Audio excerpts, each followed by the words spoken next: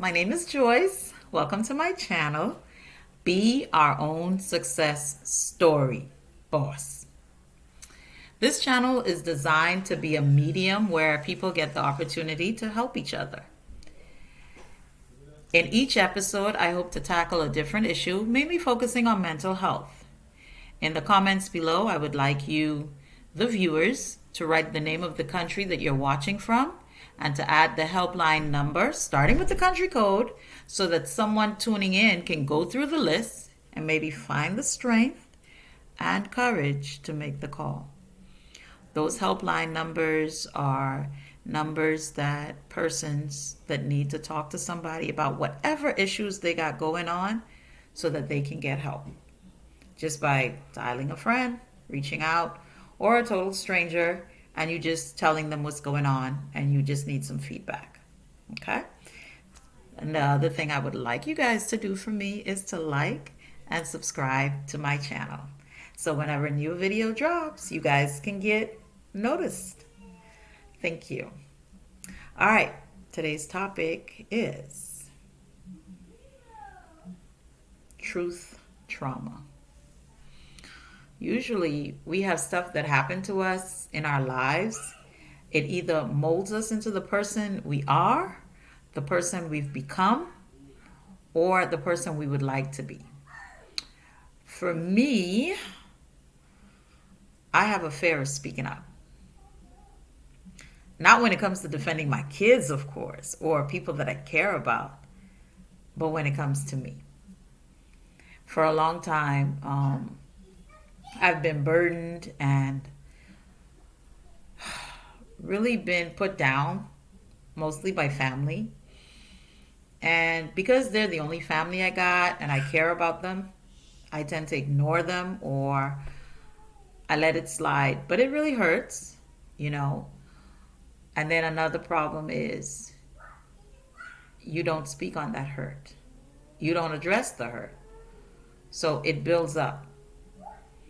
And so now that I'm an adult, I still tend to keep certain things to myself as opposed to expressing them or addressing them. And that's out of fear. And I thought about it a few days ago. And I was trying to figure out, why are you afraid to speak up for yourself? You speak up for others. And you don't like to see when other people are being mistreated. You don't like injustices. You speak up, but not when it comes to yourself. And I guess after examining myself truthfully and being honest with myself and sincere, I can say that I was scared because I came out of an abusive relationship. You know, after years of abuse, my marriage ended. And when I told my ex-husband the truth, that led to him reacting very badly. If I were to lie to him and he found out the truth, that led to him reacting badly. So I found myself in a position where taking it in, keeping it in, and staying quiet about it, especially if it stays in, that's the safest place. And before I knew it, that's how I resolved all my personal conflicts, keeping it in. So my truth is, I'm afraid of doing a lot of things because I'm afraid of what the end results would be or what the consequences would be. And because of that, I've resolved to keeping things in. What's your truth trauma? What's something that may have contributed to molding you into the person you are? Whether good or bad, don't matter. But there has to have been something that brought you to this point. And then in keeping with the truth trauma, we have our truth triggers. Some things that we are forced to face truthfully, and it's a trigger for something that we may have experienced that we're not proud about. That trigger takes us down the mental path of negative energy, negative thinking, or all those things that just aren't good things in our lives. Whether you remembered how badly you were treated by somebody, in my case, my ex-husband, or if you remember how you were degraded, in my case, my family. So it's a lot of things that we have that we're afraid to face, and that's one of our true traumas. And when we start to face it, and then we can really heal from it. So today, I was faced with one of those true traumas, and I had to exercise strength and willpower and self-determination to see it through and not let fear consume me. But in the back of my mind, oh boy, is this person even going to speak to me after I speak up? Or is this person still going to be nice to me? Is this person going to like me? But at the end of the day, when something is not right with you, you know it, you feel it, you experience it. No one else does. So it's up to you to do something about it. If you keep it bottled up inside, how are you going to get help for it? I mean, we all have ways that we deal with our trauma. A lot of people, we thank God for therapy. It's not frowned upon now. It's actually being encouraged, which I'm a big supporter of, especially talk therapy. One of the things we learned about was sometimes you just need to talk, let it out, open up. Now, I know in my videos, I always talk about making sure you choose that trusting person. That is very important. You don't want to broadcast your business to the wrong person, especially if you're not ready to stand up and proudly proclaim, yes, I made a mistake when I was whatever. Yes, I did something wrong, but now I'm owning it. I'm embracing it because it cultivated me into the person that I am. Now, it took me a very long time to forgive myself because every time I was looked down upon or I was degraded or like it just was so bad, I often wondered, if I'm gone, do you think anybody would miss me? That's how bad they talk about me. That's how bad they dealt with me. That's how, you think they would even notice? I said, you think they'd even try to come to my funeral and cry? Really? You know, but of course, I don't know what's going to happen in the future and I can't see afterwards, but I started to wonder about it. And then I realized, why do you care? The person that matters the most to you should be you. Whatever your trauma is, be truthful about it. Own it. That's the only way we can grow from it. Learn from it. Allow it to mold you to being somebody productive and better than you were before. Now, not all experiences are bad. Not all experiences are traumatic. Some people, it may have been something simple, whereas, you know, they just had one bad run-in, one bad incident.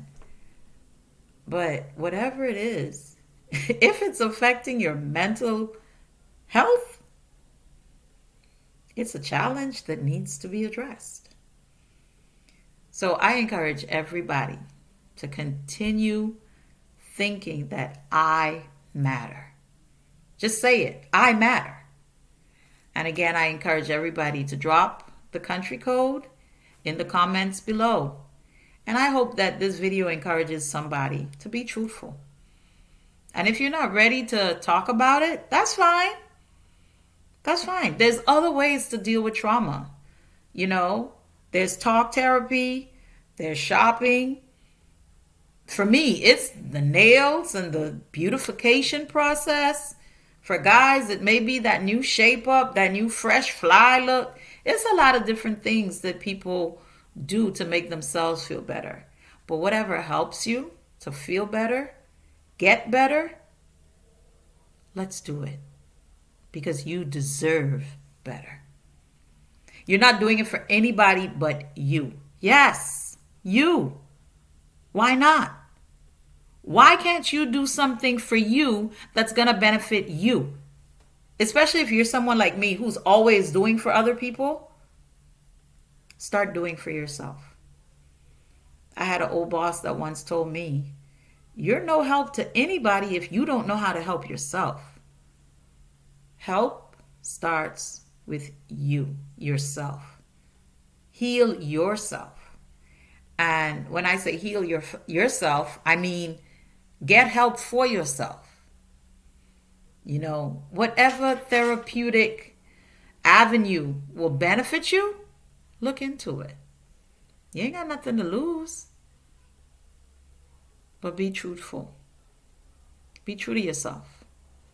Some traumatic experiences are really, really, really bad.